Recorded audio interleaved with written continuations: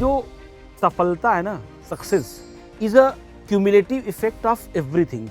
आप class on time आ रहे हैं कि नहीं आ रहे हैं, आप सही से नोट्स बना के नहीं रहे हैं, या आप सही से PYQ सॉल्व कर रहे हैं कि नहीं कर रहे हैं, आप वर्कबुक सॉल्व कर रहे हैं कि नहीं कर रहे हैं, आप CPQ को सही सॉल्व कर नहीं कर रहे हैं। तो जो फाइनल रिजल्ट है ना, it is a cumulative effect of everything. और सफलता की दूसरी कह सकते हो परिभाषा है, डिफिनीशन है discipline. You are suppose to be discipline with your, मतलब कह सकता हूँ कि जो आप तैयारी कर रहे हो ना उसके साथ आपको बहुत ही डिसिप्लिन्ड होना है। मतलब ये कोई बात नहीं होती है कि आप क्लास शुरू हो गई 2:30 बजे और आप क्लास में आ रहे हैं 3 बजे। आधा घंटा आपको लगेगा कि आपका क्या नुकसान हो गया, और आपको ये पता नहीं चलेगा कि आपको कितना बड़ा नुकसान कर दिया। अब वो क्या पता कि उसी आधे घंटे में आपका एक कंसेप्ट मिस हो गया और जो एग्जाम में क्वेश्चन आ गया और आपसे नहीं बना। तो एक बात बिल्कुल दिमाग में बैठाओ कि लेट और आपको फर्क नहीं पड़ रहा ना कि 1 नंबर छूट जाएगा तो क्या हो जाएगा। 1 नंबर छूटने से क्या होता है इसका अंदाजा आप अभी नहीं लगा सकते हैं। वो उनसे पूछिए जिनका 1 नंबर से सिलेक्शन रुक गया है। देखो क्या होता है ना कि 5-10 मिनट आपको लगता है यार 5-10 मिनट लेट आ गए तो क्या हो गया। 5-10 मिनट लेट होने से फर्क क्या पड़ता है, हम वो बताते हैं आपको। जैसे समझो आपको किसी ने बुलाया है कि अपने बर्थडे पार्टी में, और आप किसी के यहाँ गए हैं बर्थडे पार्टी में, और जब आप पहुँचे हैं तो जस्ट 5 मिनट लेट हो गए और आप देखा कि उसका केक कट चुका है। You are just late by 5 minutes.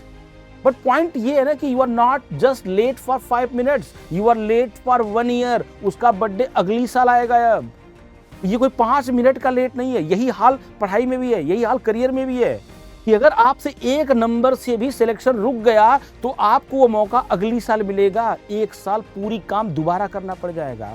इसलिए एक नंबर से एक नंबर इंपॉर्टेंट है। 100 ही नंबर का तो पेपर है। एक नंबर से धीरे धीरे आपको एक्युमुलेट करना है। जब डेली हम काम करते हैं, आप समझो बात को कि हमारे पास अभी पढ़ने के लिए मान लेते हैं कि लेट से 200 दिन है और 100 ही नंबर का पेपर है, मतलब 2 दिन में 1 नंबर की काम करना है। पर आप सोचोगे कहीं से भी 1 नंबर भी मिस हो गया और सिलेक्शन उसकी वजह से रुक गया तो आप समझ सकते हो ना कि उसका इफेक्ट क्या है। आपको वो एग्जाम देने का मौका अगली साल मिलेगा। इसलिए सजेशन है यार, मतलब इस जस्ट माय रिक्वेस्ट है, you are should be very disciplined.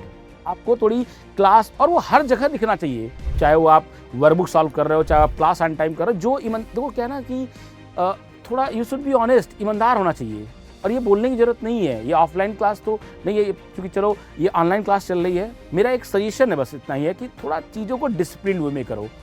Daily जो काम है वो करते रहो। एक दिन धीरे धीरे एक्युमुलेट होके आपको फाइनल रिजल्ट मिल ही जाएगा। But you should be very honest with your job. जो आपको काम दिया गया है उसके साथ ईमानदारी से, ऑनेस्टी से काम करते हो। Then only you are able to convert your result in a मतलब जो चाहिए आपको मिल जाएगा।